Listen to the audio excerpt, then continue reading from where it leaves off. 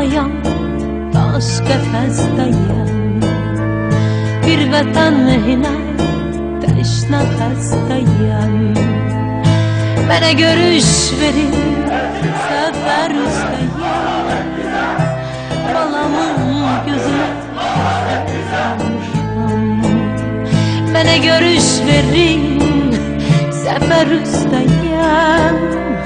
Balamın gözünə həsrət qalmışam.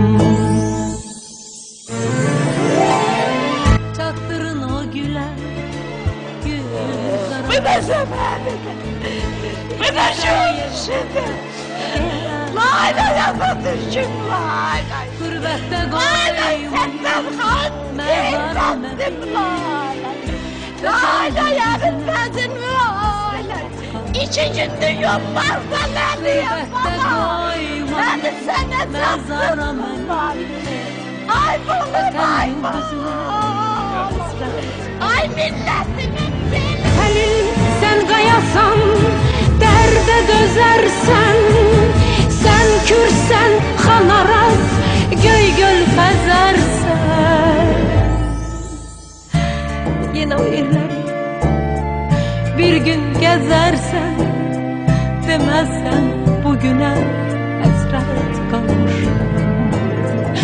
Yenə o yerləri bir gün gəzərsən.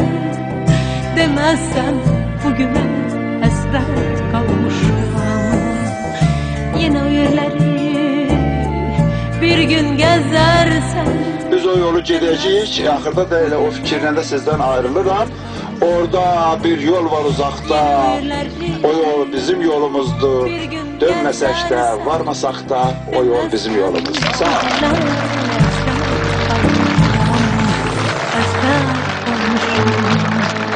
Həsrət qalmışam.